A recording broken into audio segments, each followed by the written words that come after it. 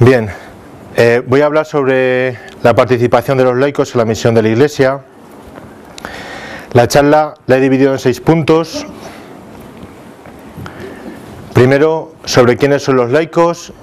Segundo, su índole secular. Tercero, el bautismo como fundamento. Cuarto, el laico como sacerdote, profeta y rey. Quinto, ministerio y carismas. Y sexto, formas del apostolado. Está basado principalmente en los números 2, 3 y 4 de la Apostolica Actuositatem del Concilio Vaticano II y en la Christi Fidelis Laici, no se lo he dicho bien, de Juan Pablo II. Entonces, todo el texto riguroso y serio está sacado de aquí. Los ejemplos y bromas que puedan aparecer, pues eso es lo propio mío. Bien. La Iglesia ha nacido con el fin de que por la propagación del reino de Cristo en toda la tierra, para gloria de Dios Padre, todos los hombres sean partícipes de la redención salvadora y por su medio se ordene realmente todo el mundo hacia Cristo.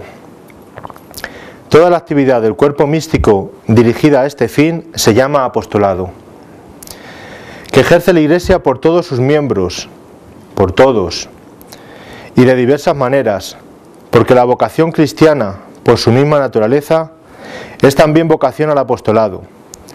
Como la comprensión de un cuerpo vivo, ningún miembro se comporta de una forma meramente pasiva, sino que participa también en la actividad y en la vida del cuerpo. Así, en el cuerpo de Cristo, que es la Iglesia, todo el cuerpo crece según la operación propia de cada uno de sus miembros. Y por cierto, es tanta la conexión y trabazón de los miembros de este cuerpo, que el miembro que no contribuye según su propia capacidad al aumento del cuerpo, debe reputarse como inútil para la Iglesia y para sí mismo. En primer lugar, vamos a tomar conciencia del ser laico en la Iglesia. ¿Quiénes son los fieles laicos? Al dar una respuesta al interrogante ¿quiénes son los fieles laicos?, el Concilio Vaticano II, superando interpretaciones precedentes y prevalentemente negativas, se abrió a una visión decididamente positiva y ha manifestado su intención fundamental al afirmar la plena pertenencia de los fieles laicos a la Iglesia y a su misterio, y el carácter peculiar de su vocación, que tiene en modo especial la finalidad de buscar el reino de Dios, tratando las realidades temporales y ordenándolas según Dios. Con el nombre de laicos, así los describe la Constitución Lumen Gentium, se designan aquí todos los fieles cristianos, a excepción de los miembros del orden sagrado y los del Estado religioso sancionados por la Iglesia. Es decir, los fieles que en cuanto incorporados a Cristo por el bautismo, integrados al pueblo de Dios y hechos partícipes a su modo del oficio sacerdotal, profético y real de Cristo, ejercen en la Iglesia y en el mundo la misión de todo el pueblo cristiano, en la parte que a ellos les corresponde. Ya Pío XII decía: los fieles, y más precisamente los laicos, se encuentran en la línea más avanzada de la vida de la Iglesia. Por ellos, la Iglesia es el principio vital de la sociedad humana.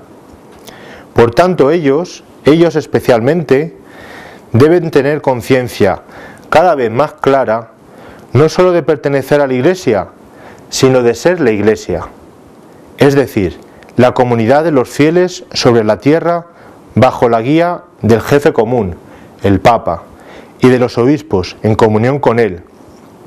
Ellos son la Iglesia. Según la imagen bíblica de la viña, los fieles laicos, al igual que todos los miembros de la Iglesia, son sarmientos radicados en Cristo, la verdadera vid, convertidos por él en una realidad viva y vivificante.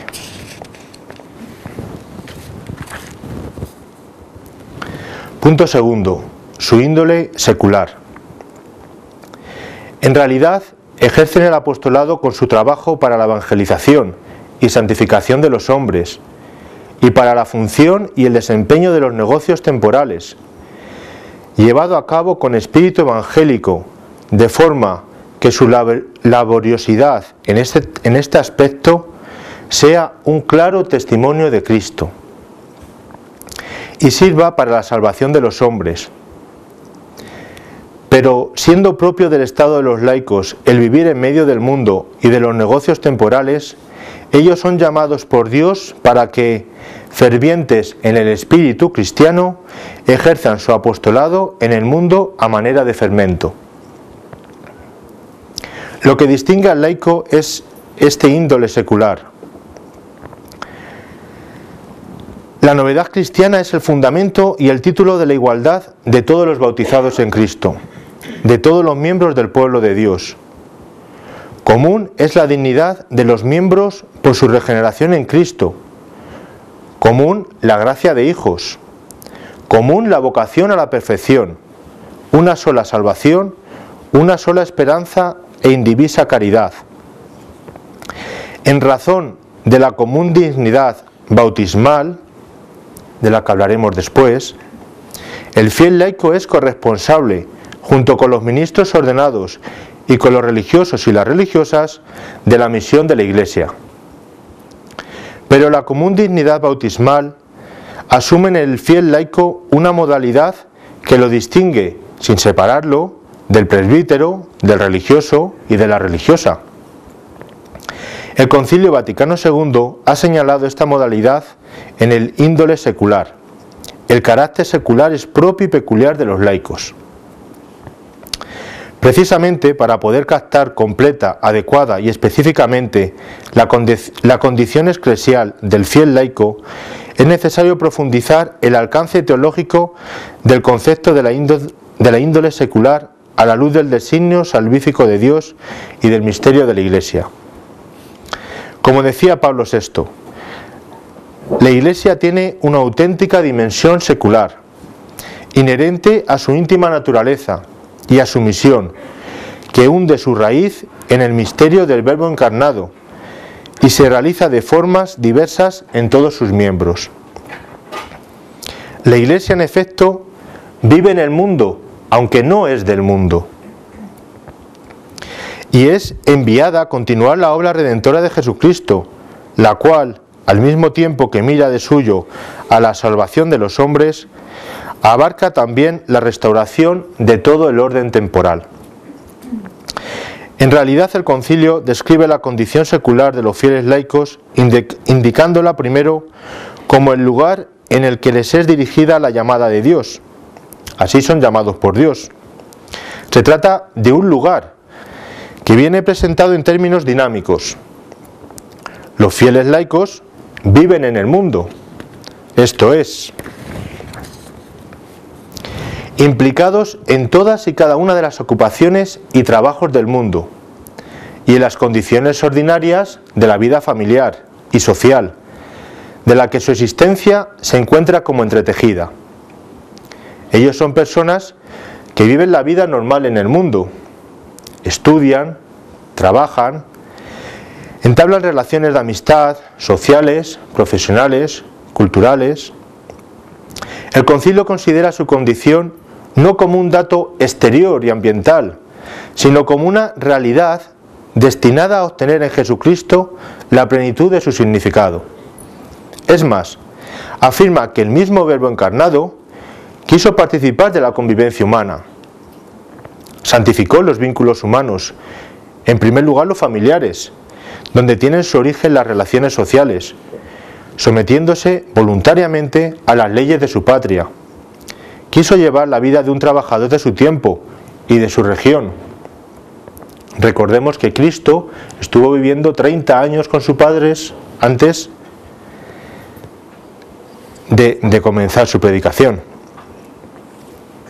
De este modo, el mundo se convierte en el ámbito y el medio de la vocación cristiana de los fieles laicos, porque él mismo está destinado a dar gloria a Dios Padre en Cristo.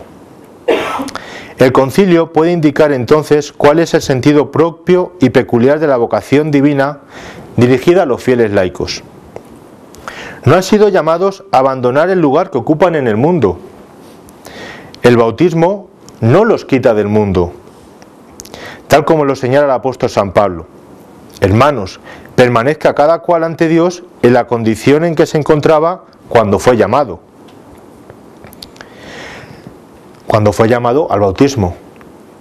Sino que les confía una vocación que afecta precisamente a su situación intramundana. En efecto, los fieles laicos son llamados por Dios para contribuir desde dentro, a modo de fermento, a la santificación del mundo, mediante el ejercicio de sus propias tareas, guiados por el Espíritu evangélico. Y así manifiestan a Cristo ante los demás, principalmente con el testimonio de su vida y con el fulgor de su fe, esperanza y caridad. De este modo, el ser y el actuar en el mundo son para los fieles laicos no solo una realidad antropológica y sociológica, sino también y específicamente una realidad teológica y eclesial. En efecto, Dios les manifiesta su designio en situación intramundana y les comunica la particular vocación de buscar el reino de Dios, tratando las realidades temporales y ordenándolas según Dios. Es muy importante, como hemos oído tantas veces, el testimonio de la vida de un cristiano donde un sacerdote no puede llegar. Hay puestos de trabajo, lugares donde el sacerdote allí no puede llegar. Un cristiano, aunque solo sea uno, puede dar una luz, aunque sea pequeña, a esa oscuridad. Y recuerdo también un grupo de polacos que fueron a ver a Juan Pablo II cuando estaba instalado el comunismo, preguntándoles si debían dejar Polonia e irse a países o algún país donde no estuvieran perseguidos. Y Juan Pablo II les dijo que no, que permanecieran en Polonia. Precisamente en esta perspectiva, los padres sinodales han afirmado lo siguiente: la índole secular del fiel laico no debe ser definida solamente en sentido sociológico, sino sobre todo en sentido teológico. El carácter secular debe ser entendido a la luz del acto creador y redentor de Dios, que ha confiado el mundo a los hombres y a las mujeres, para que participen en la obra de la creación, la liberen del influjo del pecado y se santifiquen en el matrimonio o en el celibato, en la familia, en la profesión y en las diversas actividades sociales. También me viene a la memoria el ejemplo de cuando estaba San Juan Bautista bautizando en el Jordán y varias personas van a preguntarle qué deben hacer. Entre ellos, me acuerdo en concreto un grupo de militares, ¿no?, de soldados que le preguntan qué deben hacer. Y Juan Bautista pues dice, no uséis más de la fuerza, etcétera, pero no les dice que abandonen el trabajo que están haciendo. Las imágenes evangélicas de la sal, de la luz y de la levadura, aunque se refieren indistintamente a todos los discípulos de Jesús, tienen también una aplicación específica a los fieles laicos. Se trata de imágenes espléndidamente significativas, porque no solo expresan la plena participación y la profunda inserción de los fieles laicos en la tierra, en el mundo, en la comunidad humana, sino que también y sobre todo expresan la novedad y la originalidad de esta inserción y de esta participación, destinadas como están a la difusión del Evangelio que salva. Voy a contar también un ejemplo que me pasó en el instituto. Es un instituto público. El año pasado creo que fue, no sé si fue el año pasado o el anterior. En la primera semana pues se hace una presentación de todos los alumnos, ¿no?, primero de la ESO, ¿no?, con sus tutores. Entonces yo me presenté allí con mi polo de la JMJ. Entonces, bien, en aquel momento yo me presentaron, me llevaron los muchachos y tal. A los 2 días algún profesor me dijo que otro profesor u otros profesores les había sentado mal que un profesor de un instituto público se presentara con una camiseta, con un polo de la JMJ, que era algo religioso. Entonces digo, bueno, pues dígale que lo siento, pero es un polo muy bonito y no me lo voy a quitar. A la semana siguiente otro profesor me dio la enhorabuena y me dijo que estaba muy bien y que era una cosa magnífica que hubiera profesores que tuvieran ideas claras y que se presentaran allí pues con lo que ellos creían, que era una persona católica. Este año, a principio de curso, me vuelvo a presentar con el mismo polo. Bien, ya nadie me dijo nada, ningún profesor dijo nada, y por distintas razones tuve que llamar a alguna madre, ¿no?, de alumnos. Y una de las madres resulta que también era católica y me dijo, no, si yo ya sabía que usted era católico porque mi hijo de tercero de la ESO me había dicho que usted había ido los primeros días con un polo de la JMJ, ¿no? O sea que realmente todo queda, ¿no? Bueno, sigo.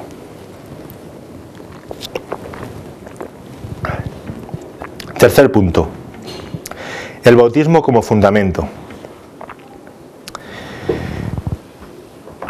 Es la inserción en Cristo por medio de la fe y de los sacramentos de la iniciación cristiana la raíz primera que origina la nueva condición del cristiano en el misterio de la Iglesia, la que constituye su más profunda fisonomía, la que está en la base de todas las vocaciones y del dinamismo de toda la vida cristiana de los fieles laicos. En Cristo Jesús, muerto y resucitado, el bautizado llega a ser una nueva creación purificada del pecado y vivificado por la gracia. De este modo, solo captando la misteriosa riqueza que Dios dona al cristiano en el santo bautismo, es posible delinear la figura del fiel laico. Es más, los cristianos seglares obtienen el derecho y la obligación del apostolado por su unión con Cristo cabeza. Seglar es lo mismo que laico, ¿vale?, cuando aparezca. Ya que insertos en el bautismo, en el cuerpo místico de Cristo, robustecidos por la confirmación en la fortaleza del Espíritu Santo, son destinados al apostolado por el mismo Señor. Vamos a profundizar pues en el bautismo.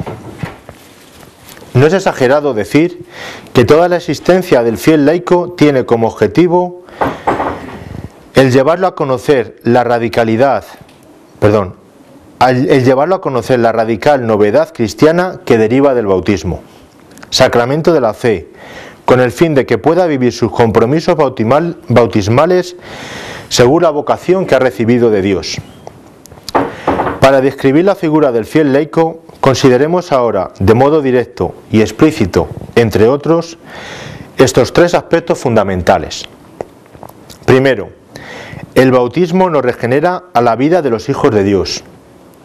Segundo, nos une a Jesucristo y a su cuerpo, que es la Iglesia. Y tercero, nos unge en el Espíritu Santo, constituyéndonos en templos espirituales. Desarrollo cada uno de estos puntos. Primero, el bautismo nos regenera en la vida de los hijos de Dios. Recordamos las palabras de Jesús a Nicodemo. En verdad te digo, el que no nazca de agua y de espíritu no puede entrar en el reino de Dios. El santo bautismo es, por tanto, un nuevo nacimiento, es una regeneración. Pensando precisamente en este aspecto del don bautismal, el apóstol Pedro irrumpe en este canto.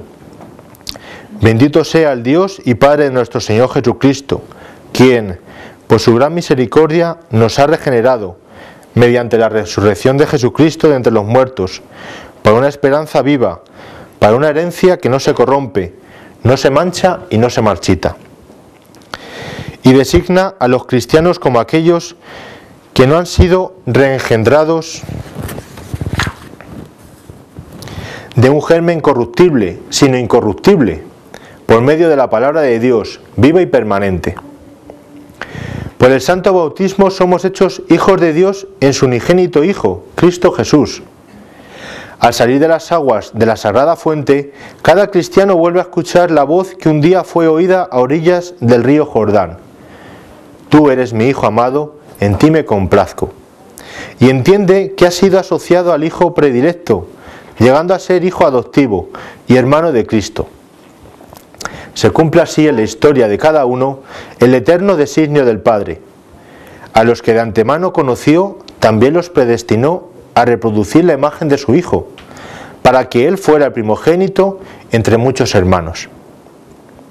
El Espíritu Santo es quien constituye a los bautizados en hijos de Dios, y al mismo tiempo en miembros del cuerpo de Cristo.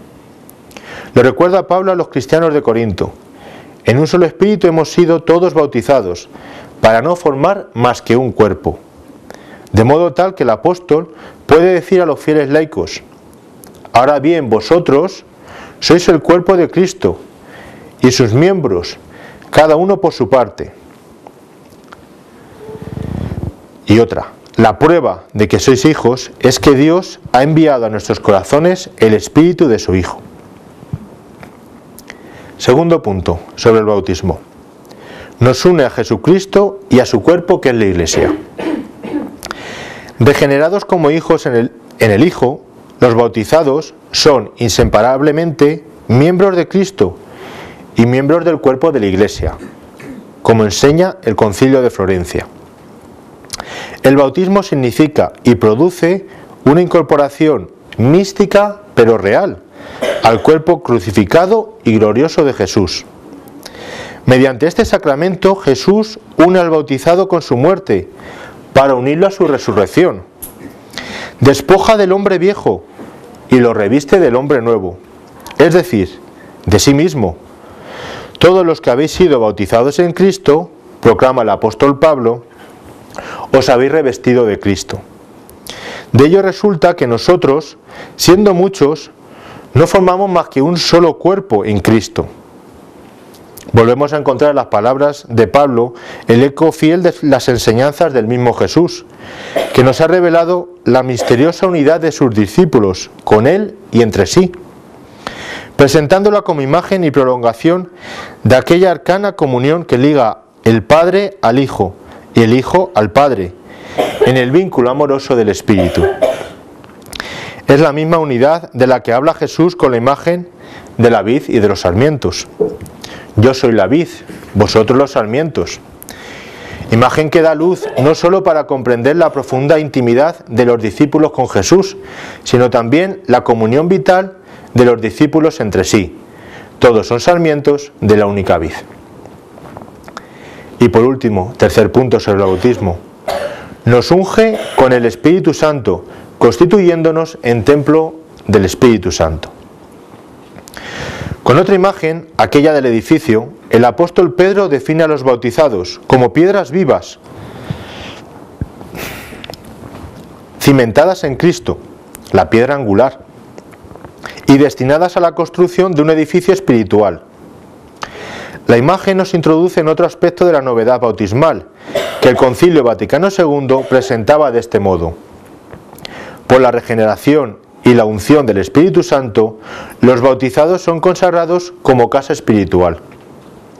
El Espíritu Santo unge al bautizado, le imprime su sello indeleble y lo constituye en templo espiritual, es decir, le llena de la santa presencia de Dios, gracias a la unión y conformación con Cristo.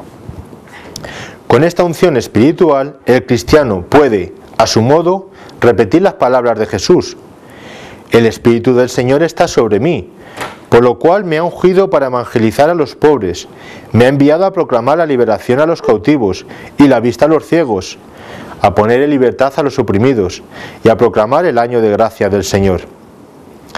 De esta manera, mediante la fusión bautismal y crismal, el bautizado participa en la misma misión de Jesús, el Cristo, el Mesías Salvador. Punto 4. El laico como sacerdote, profeta y rey. En la Iglesia hay variedad de ministerios, pero unidad de misión. A los apóstoles y a sus sucesores les confirió Cristo el encargo de enseñar, de santificar y de regir en su mismo nombre y autoridad. Mas también los laicos, hechos partícipes del ministerio sacerdotal, profético y real de Cristo, cumplen su cometido en la misión de todo el pueblo de Dios, en la Iglesia y en el mundo. Dirigiéndose a los bautizados como a niños recién nacidos, el apóstol Pedro escribe: acercándose a él, piedra viva desechada por los hombres, pero elegida y preciosa ante Dios, también vosotros, cual piedras vivas, sois utilizados en la construcción de un edificio espiritual, para un sacerdocio santo, para ofrecer sacrificios espirituales aceptos a Dios por mediación de Jesucristo. Pero vosotros sois el linaje elegido, el sacerdocio real, la nación santa, el pueblo que Dios se ha adquirido para que proclame los prodigios de aquel que os ha llamado de las tinieblas a su admirable luz. He aquí un nuevo aspecto de la gracia y de la dignidad bautismal. Los fieles laicos participan, según el modo que les es propio, en el triple oficio sacerdotal, profético y real de Jesucristo. Es este un aspecto que nunca ha sido olvidado por la tradición viva de la Iglesia, como se desprende, por ejemplo, de las explicaciones que nos ofrece San Agustín del Salmo 26. Escribe así: David fue ungido rey. En aquel tiempo se ungía solo al rey y al sacerdote. En estas dos personas se encontraba prefigurado el futuro único rey y sacerdote, Cristo. Y por esto Cristo viene de crisma. Pero no solo ha sido ungida nuestra cabeza, sino que también hemos sido ungidos nosotros, su cuerpo. Por ello, la unción es propia de todos los cristianos, mientras que en el tiempo del Antiguo Testamento pertenecía solo a dos personas. Está claro que somos el cuerpo de Cristo, ya que todos hemos sido ungidos y en Él somos Cristos y Cristo, porque en cierta manera la cabeza y el cuerpo forman el Cristo en su integridad. Siguiendo el rumbo indicado por el Concilio Vaticano II, ya desde el inicio de mi servicio pastoral, habla Juan Pablo II, he querido exaltar la dignidad sacerdotal, profética y real de todo el pueblo de Dios, diciendo: aquel que ha nacido de la Virgen María, el hijo del carpintero, como se lo consideraba, el Hijo de Dios vivo, como ha confesado Pedro, ha venido para hacer de todos nosotros un reino de sacerdotes. El Concilio Vaticano II nos ha recordado el misterio de esta potestad y el hecho de que la misión de Cristo, sacerdote, profeta, maestro y rey, continúa en la Iglesia. Todo el pueblo de Dios es partícipe de esta triple misión. Con la presente exhortación, dice Juan Pablo II, deseo invitar nuevamente a todos los fieles laicos a releer, a meditar y a asimilar, con inteligencia y con amor, el rico y fecundo magisterio del Concilio sobre su participación en el triple oficio de Cristo. He aquí entonces sintéticamente los elementos esenciales de estas enseñanzas. Y ahora describe los elementos de ser sacerdote, profeta y rey. Respecto a ser sacerdote, los fieles laicos participan en el oficio sacerdotal por el que Jesús se ha ofrecido a sí mismo en la cruz, y se ofrece continuamente la celebración eucarística por la salvación de la humanidad para gloria del Padre. Incorporados a Jesucristo, los bautizados están unidos a Él y a su sacrificio en el ofrecimiento de sí mismos y de todas sus actividades. Dice el Concilio, hablando de los fieles laicos: todas sus obras, sus oraciones e iniciativas apostólicas, la vida conyugal y familiar, el trabajo cotidiano, el descanso espiritual y corporal, si son hechos en el Espíritu, e incluso las mismas pruebas de la vida, si se sobrellevan pacientemente, se convierten en sacrificios espirituales, aceptables a Dios por Jesucristo, que en la celebración de la Eucaristía se ofrecen piadosamente al Padre, junto con la oblación del cuerpo del Señor. De este modo también los laicos, como adoradores que en todo lugar actúan santamente, consagran a Dios el mundo mismo. Como profetas. La participación en el oficio profético de Cristo, que proclamó el reino del Padre, con el testimonio de la vida y con el poder de la palabra, habilita y compromete a los fieles laicos a acoger con fe el Evangelio y anunciarlo con palabras y obras, sin vacilar en denunciar el mal con valentía, ungidos a Cristo, el gran profeta, y constituidos en el Espíritu testigos de Cristo resucitado. Los fieles laicos son hechos partícipes tanto del sobrenatural sentido de fe de la Iglesia, que no puede equivocarse cuando cree, cuanto de la gracia de la palabra. Son igualmente llamados a hacer que resplandezca la novedad y la fuerza del Evangelio en su vida cotidiana, familiar y social, como a expresar con paciencia y valentía cotidiana, en medio de las contradicciones de la época presente, su esperanza en la gloria, también a través de las estructuras de la vida secular. Y por último, como Rey. Por su permanencia a Cristo, Señor y Rey del universo, los fieles laicos participan en su oficio real y son llamados por Él para servir al reino de Dios y difundirlo en la historia. Viven la realeza cristiana, antes que nada, mediante la lucha espiritual para vencer en sí mismos el reino del pecado. Y después en la propia entrega para servir en la justicia y en la caridad al mismo Jesús presente en todos sus hermanos, especialmente en los más pequeños. Esto me recuerda lo de empezando siempre por uno mismo, ¿no? Cuentan de San Pío X y creo que también de la Madre Teresa, que hablando sobre que había muchos pillos en el mundo, no sé si un periodista o otra persona, y la contestación fue, pues convirtámonos usted y yo y habrá 2 pillos menos en la Iglesia. Pero los fieles laicos están llamados de modo particular para dar de nuevo a la entera creación todo su valor originario. Cuando mediante una actividad sostenida por la vida de la gracia ordenan lo creado al verdadero bien del hombre, participan en el ejercicio de aquel poder con el que Jesucristo resucitado atrae así a todas las cosas y las somete junto consigo mismo al Padre, de manera que Dios sea todo en todos. Me acuerdo también respecto a lo de ser reyes, ¿no? Si habéis visto las Crónicas de Narnia, la primera película, el segundo libro, los hijos de Eva, cuando oyen hablar de la profecía, ¿no? En casa del castor, creo que están llamados a ser reyes de Narnia, y hay 4 asientos reservados para ellos, ¿no? Nosotros también estamos llamados, somos reyes.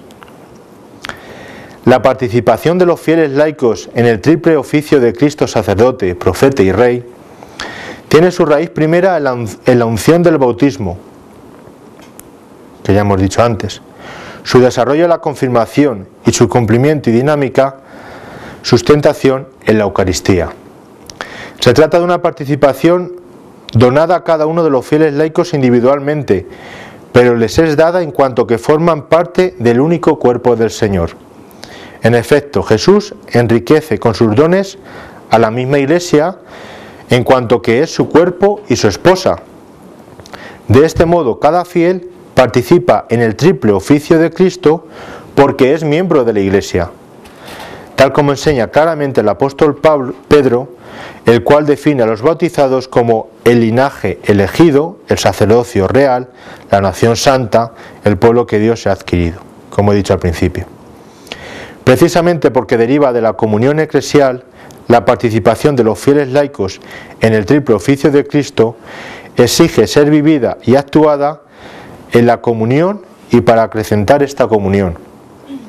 Escribía San Agustín: así como llamamos a todos los cristianos en virtud del místico crisma, así también llamamos a todos sacerdotes porque son miembros del único sacerdote.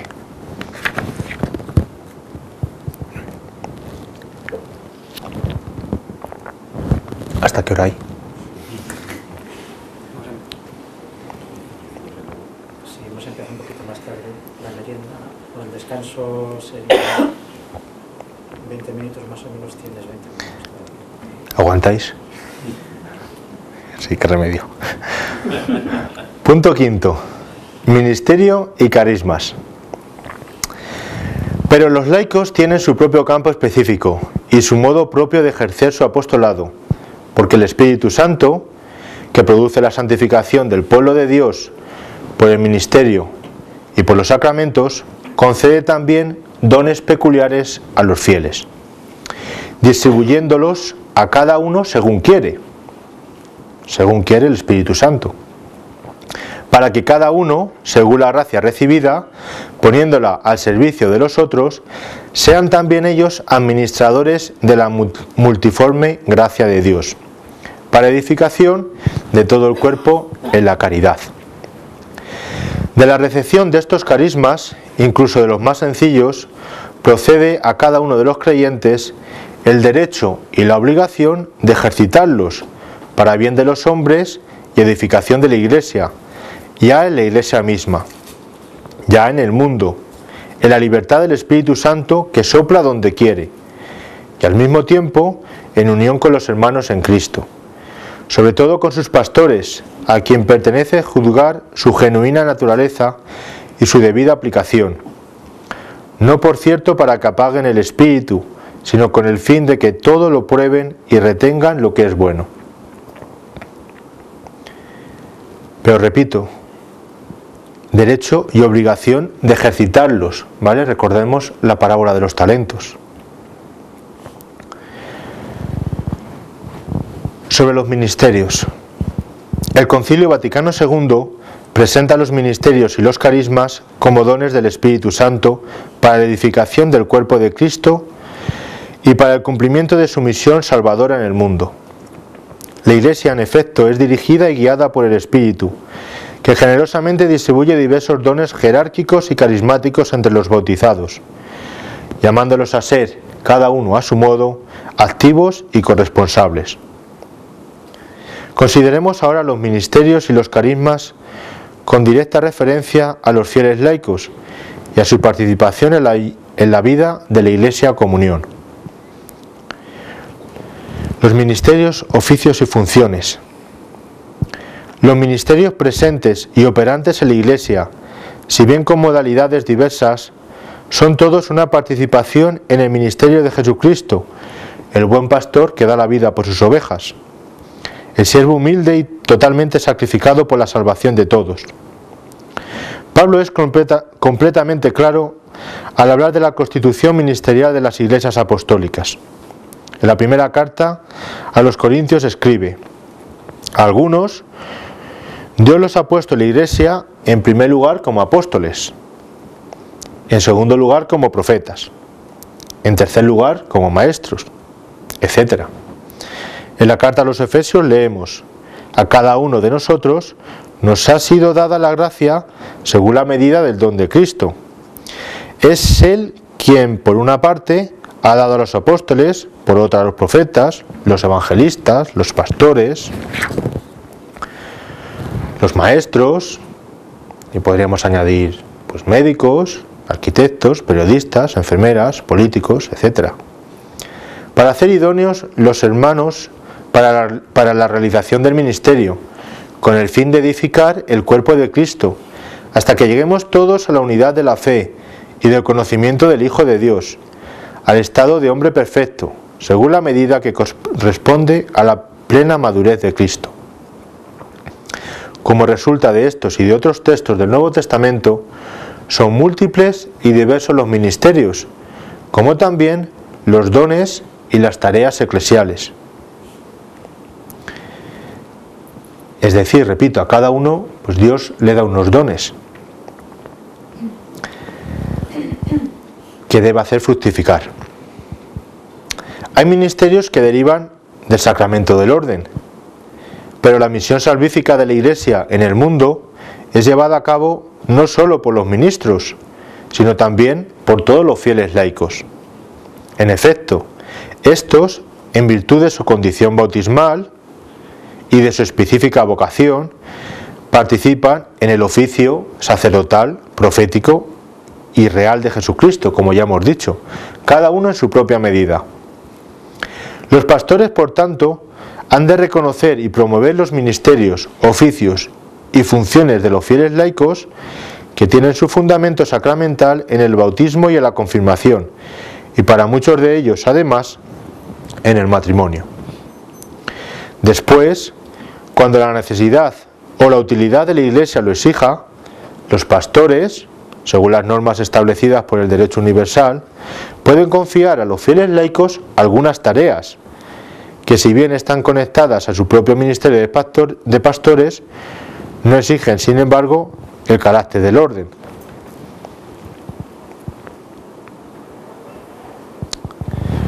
Y aquí viene, pues incluso el Código de Derecho Canónico escribe: donde la aconseje la necesidad de la Iglesia y no haya ministros, pueden también los laicos, aunque no sean lectores ni acólitos, suplirles en algunas de sus funciones, es decir, ejercitar el ministerio de la palabra, presidir oraciones litúrgicas, administrar el bautismo y dar la Sagrada Comunión, según las prescripciones del derecho. Sin embargo, el ejercicio de estas tareas no hace del fiel laico un pastor, ¿de acuerdo? Recordando siempre que pues hay cosas que son propias del orden sacerdotal y hay cosas que serán más propias de los laicos. No fijarnos en las excepciones. Los diversos ministerios, oficios y funciones que los fieles laicos pueden desempeñar legítimamente en la liturgia, en la transmisión de la fe, pensemos en las familias como las primeras transmisoras de la fe de los padres a los hijos, y en las estructuras pastorales de la Iglesia, deberán ser ejercitados en conformidad con su específica vocación laical, distinta de aquella de los sagrados ministros. En este sentido, la exhortación Evangelii Nuntiandi, que tanta y tan beneficiosa parte ha tenido en estimular la diversificada colaboración de los fieles laicos en la vida y en la misión evangelizadora de la Iglesia, recuerda que el campo propio de su actividad evangelizadora es el dilatado y complejo mundo de la política, de la realidad social, de la economía, de la cultura, de las ciencias, de las artes, de la vida internacional, de los órganos de comunicación social y tantas otras realidades, particularmente abiertas a la evangelización, como el amor, la familia, la educación de los niños y de los adolescentes, el trabajo profesional, el sufrimiento. Cuanto más laicos haya compenetrados con el espíritu evangélico, responsables de estas realidades y explícitamente comprometidos en ellas, competentes en su promoción, competentes, ¿vale? Cada uno en el lugar donde esté, preparándose bien en su profesión, competentes en su promoción y conscientes de tener que desarrollar toda su capacidad cristiana, a menudo ocultada y sofocada, tanto más encontrarán estas realidades al servicio del reino de Dios y por tanto de la salvación en Jesucristo, sin perder ni sacrificar nada de su coeficiente humano, sino manifestando una dimensión trascendente a menudo desconocida. ¿No? ¿Cuántos compañeros y cuántos hombres se quedan asombrados por lo bien que trabaja una persona, ¿no? Donde hay muchos ladrones y hay uno que no roba, ¿cómo llama la atención, no? Pues así debemos ser, como los que no roban. Los carismas. El Espíritu Santo no solo confía diversos ministerios a la Iglesia Comunión, sino que también la enriquece con otros dones e impulsos particulares llamados carismas. Estos pueden asumir las más diversas formas, sea en cuanto a expresiones de la absoluta libertad del Espíritu que los dona, sea como respuesta a las múltiples exigencias de la historia de la Iglesia. La descripción y clasificación que los textos neotestamentarios hacen de estos dones es una muestra de su gran variedad.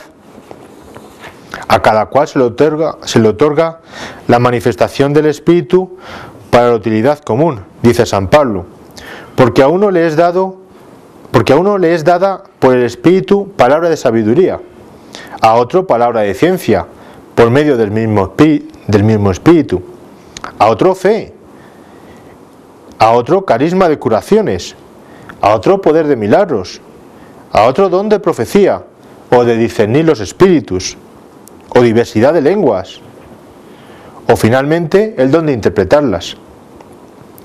Sean extraordinarios, sean simples y sencillos, los carismas son siempre gracias del Espíritu Santo, que tienen directa o indirectamente una utilidad eclesial, ya que están ordenados a la edificación de la Iglesia, al bien de los hombres y a las necesidades del mundo. ¿De acuerdo? No son para guardarlos, sino para la Iglesia. Incluso en nuestros días no falta el florecimiento de diversos carismas entre los fieles laicos, hombres y mujeres. Los carismas se conceden a la persona concreta, pero pueden ser participados también por otros, y de este modo se continúan en el tiempo como viva y preciosa herencia que genera una particular afinidad espiritual entre las personas. Refiriéndose precisamente al apostolado de los laicos, el Concilio Vaticano II escribía: para el ejercicio de este apostolado, el Espíritu Santo, que obra la santificación del pueblo de Dios por medio del ministerio y de los sacramentos, otorga también a los fieles dones particulares. Estoy pensando ahora en Juana de Arco, ¿no? En Juana de Arco, en la doncella de Orleans, Santa Juana de Arco, ¿no? Santa Juana de Arco. Distribuyendo a cada uno según quiere, para que poniendo cada uno la gracia recibida al servicio de los demás, contribuyan también ellos, como buenos dispensadores de la multiforme gracia recibida de Dios, a la edificación de todo el cuerpo en la caridad. Los dones del Espíritu Santo exigen, según la lógica de la originaria donación de la que proceden, que cuantos los han recibido los ejerzan para el crecimiento de toda la Iglesia, como lo recuerda el Concilio. Una frase muy repetida, ¿no? Lo que habéis recibido gratis, dadlo gratis. Los carismas han de ser acogidos con gratitud, tanto por parte de quien los recibe como por parte de todos en la Iglesia. Son en efecto una singular riqueza de gracia para la vitalidad apostólica y para la santidad del entero cuerpo de Cristo, con tal que sean dones que verdaderamente provengan del Espíritu y sean ejercidos en plena conformidad con los auténticos impulsos del Espíritu. En este sentido, siempre es necesario el discernimiento de los carismas. En realidad, como han dicho los padres sinodales, la acción del Espíritu Santo, que sopla donde quiere, no siempre es fácil de reconocer y de acoger. Sabemos que Dios actúa en todos los fieles cristianos y somos conscientes de los beneficios que provienen de los carismas, tanto para los individuos como para toda la comunidad cristiana. Sin embargo, somos también conscientes de la potencia del pecado y sus esfuerzos tendientes a turbar y confundir la vida de los fieles y de la comunidad. Por tanto, ningún carisma dispensa de la relación y sumisión a los pastores de la Iglesia. El Concilio dice claramente: el juicio sobre su autenticidad, hablando de los carismas, y sobre su ordenado ejercicio pertenece a aquellos que presiden en la Iglesia, a quienes especialmente corresponde no extinguir el espíritu, sino examinarlo todo y retener lo bueno, con el fin de que todos los carismas cooperen en su diversidad y complementariedad al bien común. Y último punto.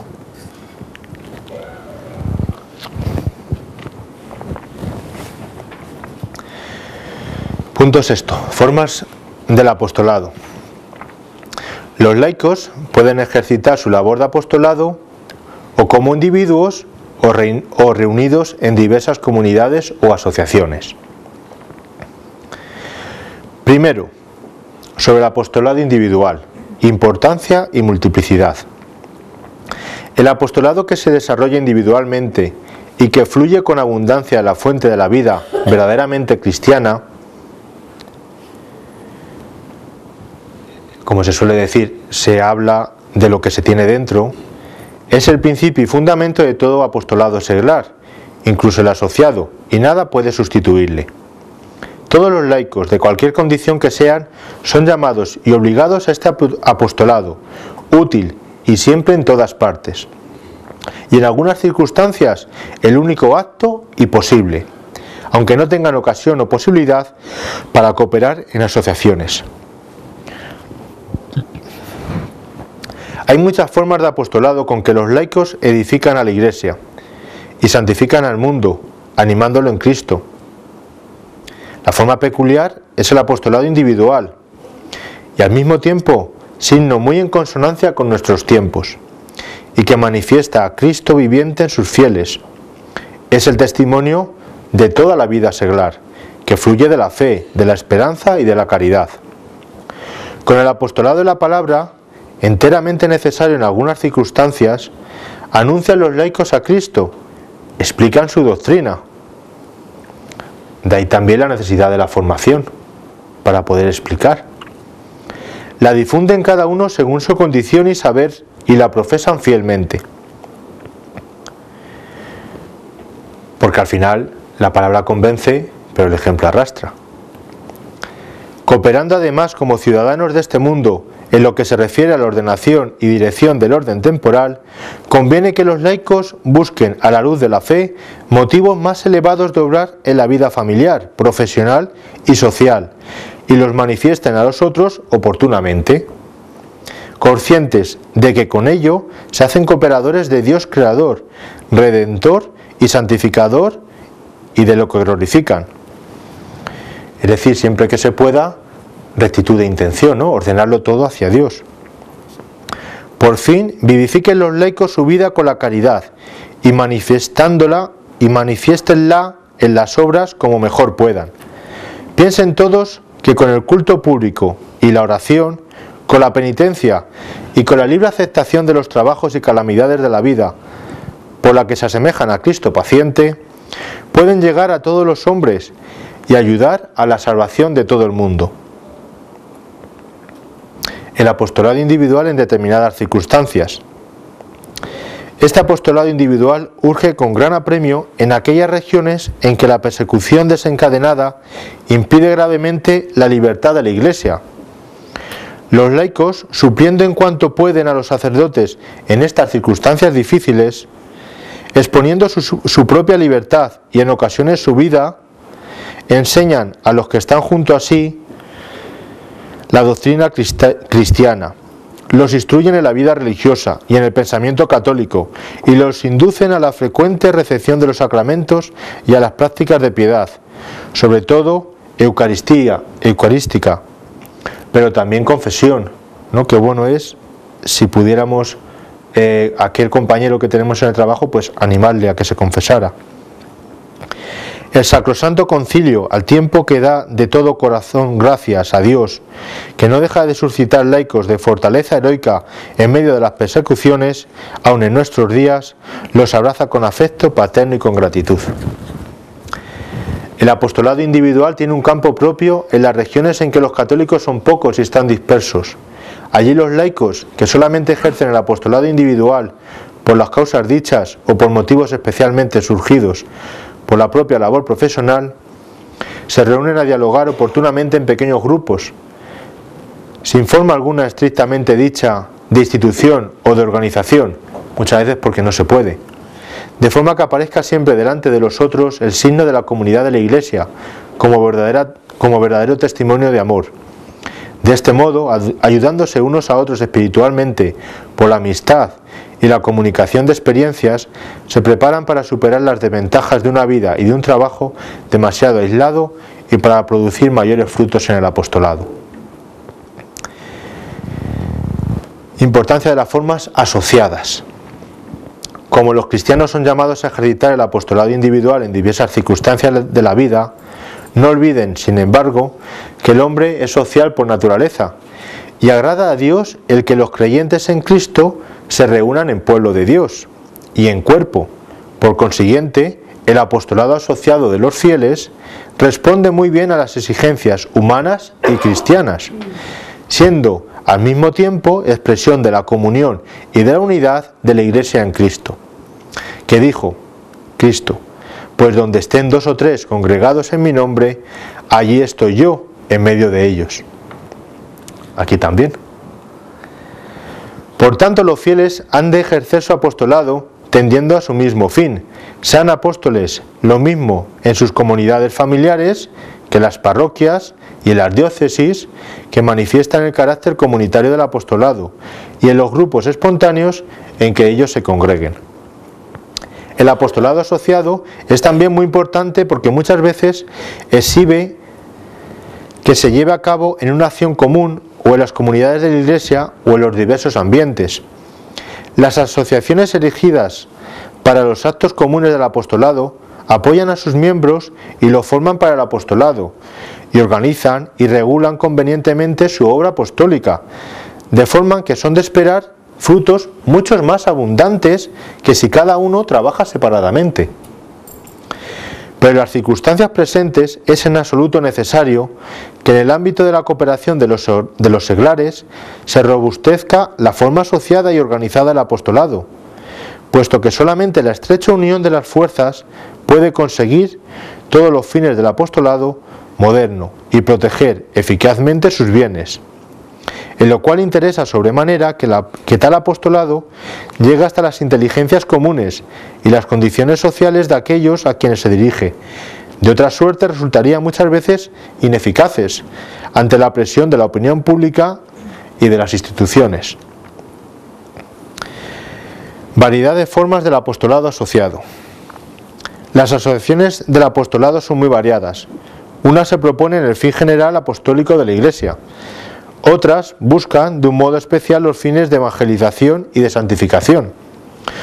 Otras persiguen la inspiración cristiana del orden social. Otras dan testimonio de Cristo, especialmente por las obras de misericordia y de caridad. Entre estas asociaciones hay que considerar primeramente las que favorecen y alimentan una unidad más íntima entre la vida práctica de los miembros y su fe. Las asociaciones no se establecen para sí mismas, sino que deben servir a la misión de la Iglesia. Deben servir a la misión que la Iglesia tiene que realizar en el mundo. Su fuerza apostólica depende de la conformidad con los fines de la Iglesia y del testimonio cristiano y espíritu evangélico de cada uno de sus miembros y de toda la asociación.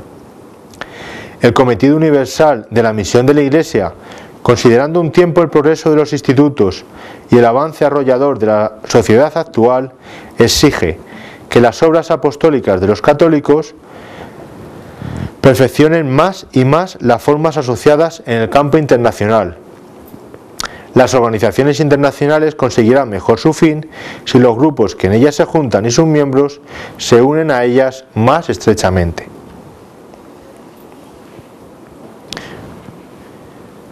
Pensemos en Cáritas o en Manos Unidas, ¿no? A nivel internacional. Guardada la sumisión debida a la autoridad eclesiástica, pueden los laicos fundar y regir asociaciones y, una vez fundadas, darles un nombre. Hay, sin embargo, que evitar la dispersión de fuerzas que surge al promoverse sin causa suficiente nuevas asociaciones y trabajos, o si se mantienen más de lo conveniente asociaciones y métodos anticuados. No siempre será oportuno el aplicar sin discriminación a otras naciones o a otras ciudades las formas que se establecen en algunas de ellas. Bien, ahora el documento habla sobre la acción católica, eso me lo salto, y dice sobre el aprecio de las asociaciones. Hay que apreciar debidamente todas las asociaciones del apostolado, pero aquellas que la jerarquía ha alabado, recomendado, declarado y urgentes, según las necesidades de los tiempos y de los lugares, han de apreciarlas sobremanera los sacerdotes, los religiosos y los laicos, y han de promoverlas cada cual a su modo, Entre ellas han de contarse sobre todo las asociaciones o grupos internacionales católicos. Dignos de especial honor y recomendación en la Iglesia son los laicos solteros o casados que se consagran para siempre o temporalmente con su pericia profesional al servicio de estas instituciones y de sus obras. Sirve de gozo a la Iglesia el que cada día aumenta el número de los laicos que prestan el propio ministerio a las asociaciones y obras del apostolado, o dentro de la nación o en el ámbito internacional, o sobre todo en las comunidades católicas de misiones y de iglesias nuevas. Reciban a estos laicos los pastores de la Iglesia con gusto y gratitud. Procuren satisfacer lo mejor posible las exigencias de la justicia, de la equidad y de la caridad según su condición, sobre todo en cuanto al congruo sustento suyo y de sus familias, y ellos disfruten de la instrucción necesaria, del consuelo y del alimento espiritual. Por último, conclusión. El apostolado se ejerce en la fe, en la esperanza y en la caridad, que derrama el Espíritu Santo en los corazones de todos los miembros de la Iglesia. Más aún, el precepto de la caridad, que es el máximo mandamiento del Señor, urge a todos los cristianos a procurar la gloria de Dios por el advenimiento de su reino y la vida eterna para todos los hombres, que conozcan al único Dios verdadero y a su enviado Jesucristo. Por consiguiente, se impone a todos los fieles cristianos la noble obligación de trabajar para que el mensaje divino de la salvación sea conocido y aceptado por todos los hombres de cualquier lugar de la tierra.